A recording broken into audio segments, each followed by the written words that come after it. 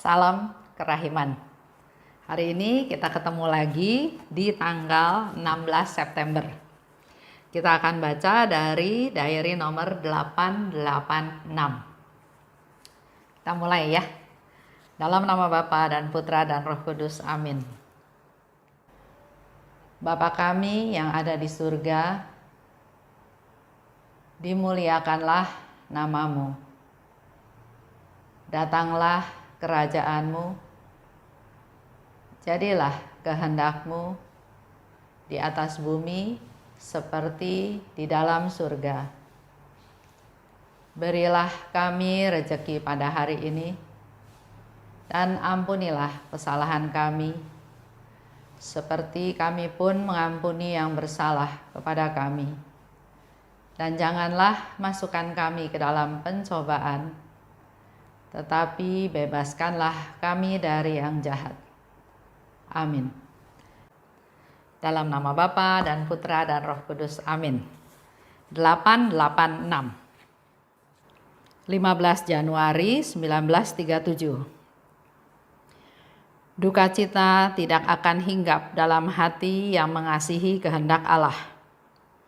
Hatiku yang merindukan Allah merasakan betapa malangnya berada di dalam pembuangan. Dengan berani, aku terus maju meskipun kakiku menjadi terluka, menuju tanah airku. Dan dalam perjalanan, aku menyegarkan diriku pada kehendak Allah. Inilah makananku. Tolonglah aku, hai para penghuni tanah air surgawi yang sudah berbahagia, supaya saudarimu ini tidak berhenti di tengah jalan. Meski padang gurun ini menakutkan, aku berjalan dengan kepala tegak dan mata terarah ke matahari. Maksudnya, ke hati Yesus yang Maha Rahim. Itu yang akan kita bahas bersama-sama hari ini ya.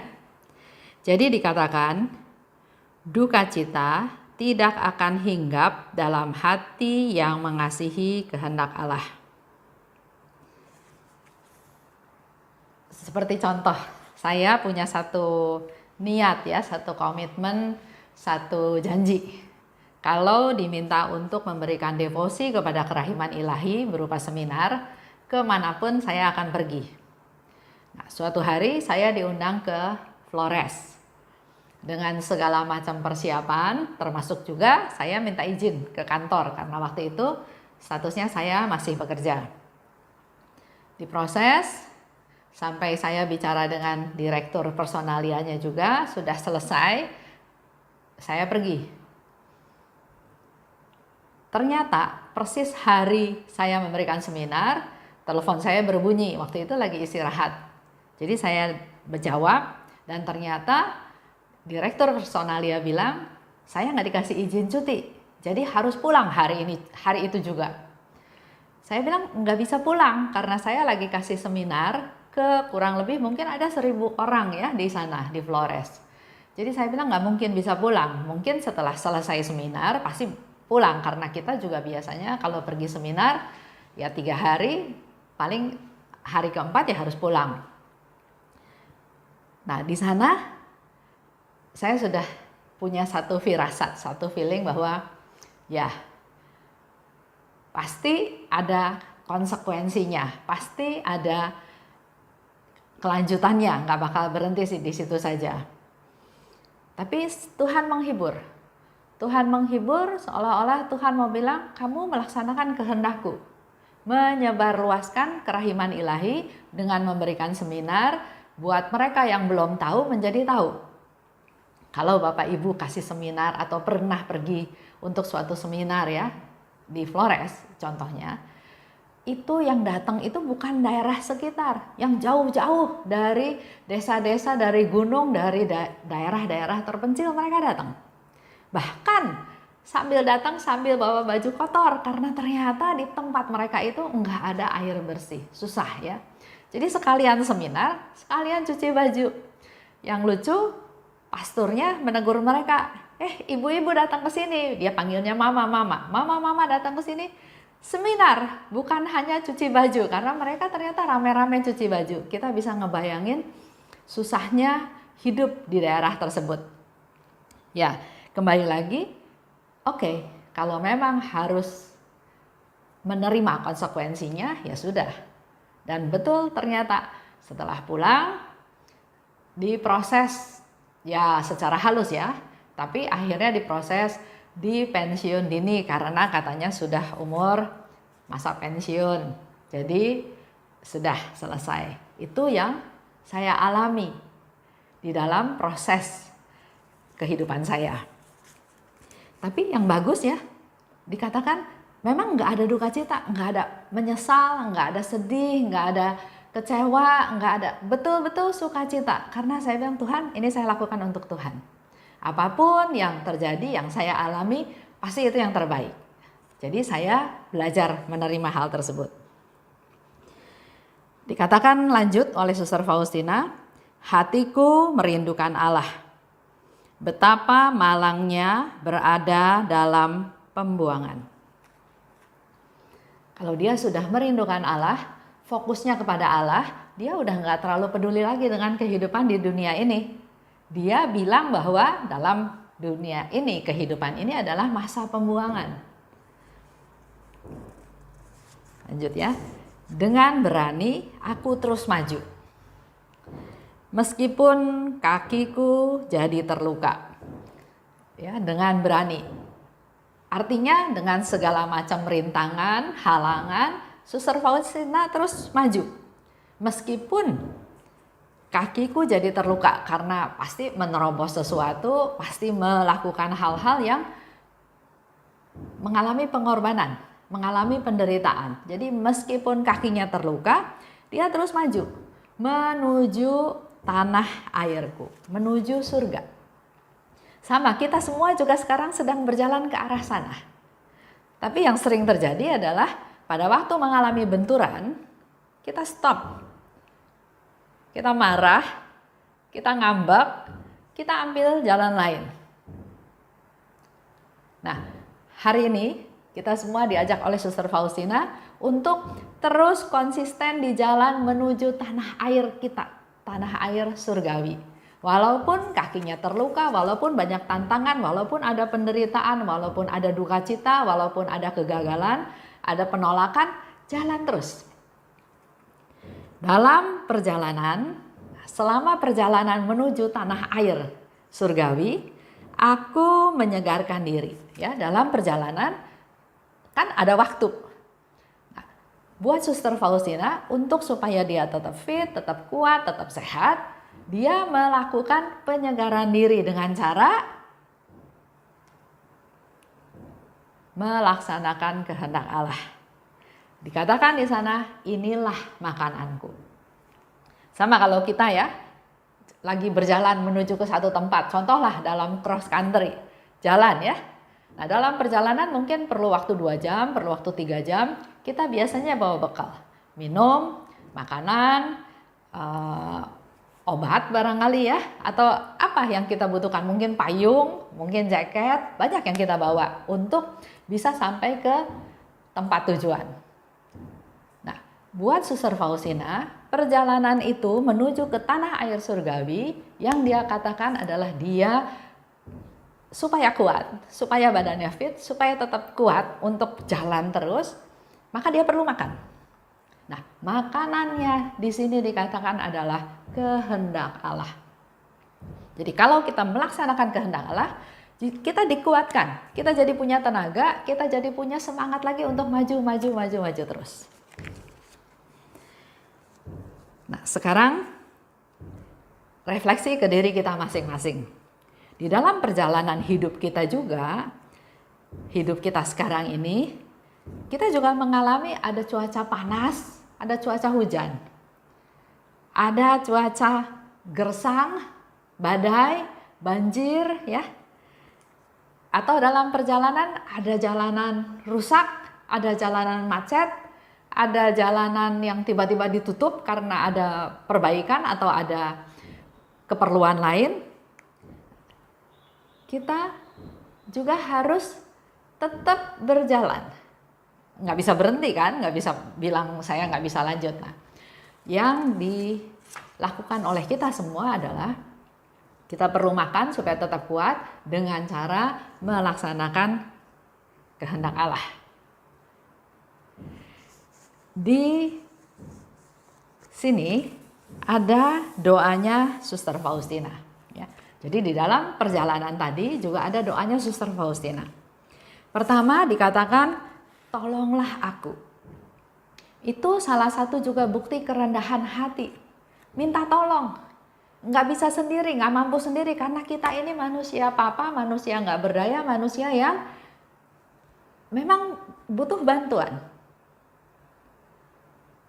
Jadi kalau Bapak Ibu mengalami kesusahan, mengalami masalah, jangan disimpan sendiri. Ceritakan kepada orang yang kira-kira bisa memberikan advice, bisa memberikan support, bisa memberikan dorongan, bisa membantu kita minimal dalam berdoa. Kebanyakan orang sekarang stres, depresi karena semuanya itu dia tanggung sendiri. Padahal Tuhan banyak memberikan kesempatan kepada kita untuk ditolong oleh orang lain.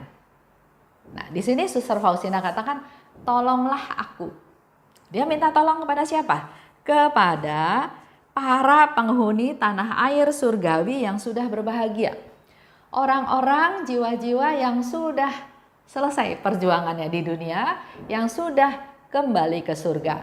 Dikatakan adalah para penghuni tanah air surgawi. Jadi sudah ada di surga yang sudah berbahagia.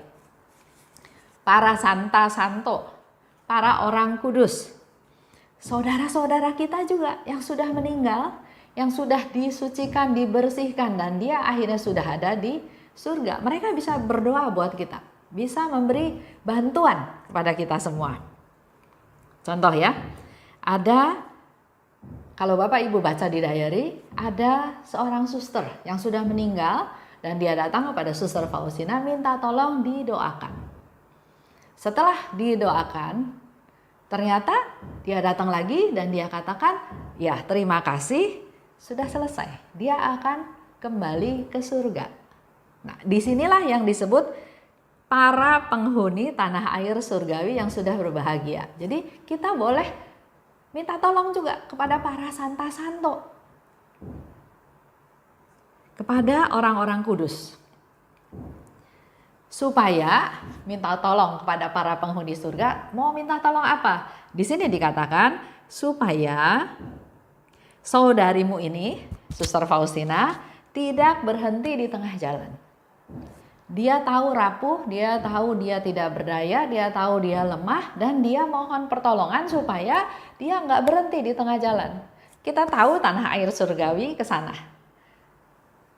berjalan ke sana, tapi dengan segala macam rintangan, segala macam tantangan, segala macam penderitaan, ocehan, dikucilkan, dihina, dan banyak penderitaan lain yang dialami, itu bisa kita stop di tengah jalan. Saya dengar ya, berapa hari yang lalu katanya ada yang bunuh diri loncat dari Wisma Atlet. Mungkin karena dia COVID, nggak sembuh-sembuh atau apa ya, saya juga nggak terlalu tahu. Tapi, nah itulah berhenti di tengah jalan. Nah, kita perlu jalan terus untuk supaya sampai ke tanah air surgawi. Tidak berhenti di tengah jalan. Meski padang gurun ini menakutkan, ya, di dalam masa pembuangan, padang gurun itu adalah satu tempat yang enggak enak ya. Panas, gersang, sejauh mata memandang, enggak bisa lihat apa-apa, hanya lihat padang gurun, pasir. Enggak ada apa-apa. Dikatakan menakutkan. Dan kalau kita ada di tengah-tengah padang gurun, kadang-kadang kita juga nggak tahu nih arahnya kemana. Ke kiri apa ke kanan yang ada oase misalnya ya, yang kita udah haus, kita mau cari minum, mau kemana. Belum lagi gangguan atau tantangan atau ketakutan, badai, pasir, atau juga mungkin binatang buas atau apa, kita nggak tahu. Jadi dikatakan oleh Suster Faustina, padang gurun yang menakutkan. Tapi di sini ada satu kekuatan di mana dia katakan, aku berjalan dengan kepala tegak. dan mata terarah ke matahari. Jadi menurut Suster Faustina yang dia mau sharingkan pada kita semua, kalau kita jalan walaupun di sekeliling kita suasananya menakutkan, tapi kalau kita berjalan dengan kepala tegak, bukan sombong ya, kepala tegak mengarah kepada Yesus, mengandalkan Yesus, Yesuslah satu-satunya arah tujuan kita. Karena di sini dikatakan matahari itu adalah hati Yesus yang Maha Rahim. Kalau kita mengarah kepada penyelamat kita, Tuhan kita, udah nggak usah takut halangan apapun. Itu yang Suster Faustina tawarkan pada kita semua. Jadi solusi buat kita semua, mungkin kita sekarang memang sedang ada di padang gurun, penuh dengan penderitaan, tempat pembuangan, harus memikul salib. Ya coba kita bayangkan keluarga orang yang kena COVID. Salah satu anggota keluarganya meninggal. Enggak ada proses perpisahan, enggak ada pesan-pesan terakhir, enggak ada upaya dari anggota keluarganya untuk memberikan yang terbaik kepada yang sakit juga enggak ada. Langsung begitu COVID positif, isolasi, udah kayak putus hubungan. Enggak tahu juga perkembangannya kayak apa, tiba-tiba dikatakan sudah meninggal. Dia mengalami penderitaan, mengalami padang gurun, mengalami kesedihan, banyak hal ya berkecamuk di dalam dirinya. Harus memikul salib. Nah, untuk suatu situasi seperti ini, satu-satunya solusi adalah melihat ke Tuhan Yesus, mengandalkan Tuhan. Matanya terarah kepada Tuhan dan sudah laksanakan kehendaknya. Apa yang Tuhan mau saya lakukan. Itu menjadi makanan kita sehingga kita tetap kuat. Ini yang mau ditawarkan pada kita semua pada pengajaran atau pembahasan Menggali Rahmat pada hari ini. Baik, saya tutup ya dengan doa penutup. Dalam nama Bapa dan Putra dan Roh Kudus, amin. Allah Bapa, terima kasih atas rahmat-Mu yang Kau berikan kepada kami semua melalui Suster Faustina. Pada hari ini kami belajar dari Suster Faustina ya Tuhan, bahwa dalam kehidupan ini, dalam masa pembuangan, dalam masa padang gurun, kami harus tetap melihat kepada Putra-Mu Tuhan kami Yesus Kristus. Mampukan kami Tuhan untuk terus berjalan, jangan stop di tengah jalan sampai suatu hari nanti kami ada di tanah air kami, tanah air surgawi. Terima kasih Bapa. Dalam nama Putra-Mu kami berdoa dan bersyukur. Amin. Dalam nama Bapa dan Putra dan Roh Kudus. Amin. Salam kerahiman.